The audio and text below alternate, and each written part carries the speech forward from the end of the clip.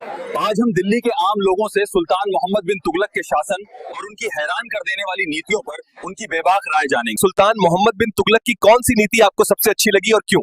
मुझे तो उनकी सारी नीतियां पसंद हैं, खासकर जब वो राजधानी बदलते हैं, बड़ा मजा आता है। महाराज के राज में जीवन कैसा है? जीवन अरे इतना रोमांचक है कि रात को नींद नहीं आती, बस सोचते रहते हैं कल क्या नया फरमान आएगा। दुश्मन को धोखा होता है जब वो दिल्ली पे हमला करता है तो हम दौलताबाद में होते हैं, और जब वो दौलताबाद पे हमला करता है तो हम दिल्ली में होते हैं। सुल्तान के राजधानी बदलने के बारे में आपका क्या विचार है? ये सभी नागरिकों के लिए मुफ्त छुट्टियां हैं। मैं दिल्ली की सड़कों पर भीख मांगता था क्योंकि मेरी आंखें नहीं हैं। दौलताबाद जाते समय मैंने एक पैर भी खो दिया, और अब मैंने सुना है कि सुल्तान दिल्ली वापस जाने की योजना बना रहा है। सुल्तान की कौन सी नीति आपको सबसे ज्यादा पसंद है? तांबे के सिक्के जितने चाहे घर पे बना लो। सुल्तान मोहम्मद बिन तुगलक द्वारा जारी तांबे के सिक्कों के बारे में आपकी क्या राय है?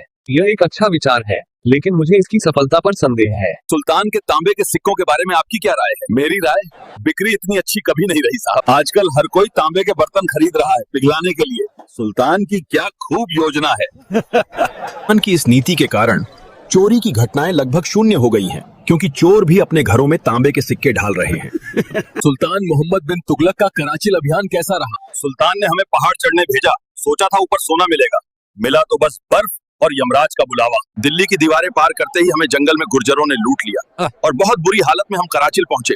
हमारा मनोबल पहले ही गिर चुका था। कुमाऊनी हम पर पत्थर फेंकते थे और हर पत्थर तोप के गोले जैसा लगता था। हमारा शिविर नष्ट हो गया और सेना बिखर गई। कराची अभियान कैसा रहा?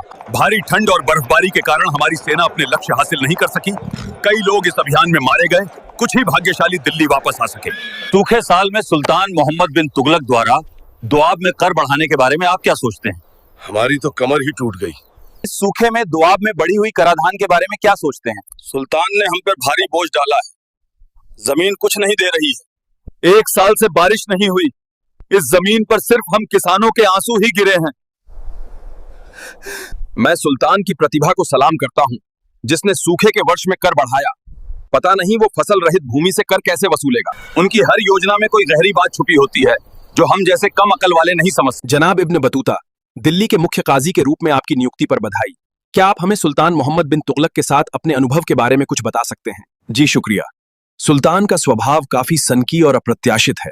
कभी कभी वे छोटी छोटी बातों पर गुस्सा हो जाते हैं, और कभी कभी यदि वे आपसे प्रसन्न हो तो आपके साथ उच्च सम्मान का व्यवहार करते हैं।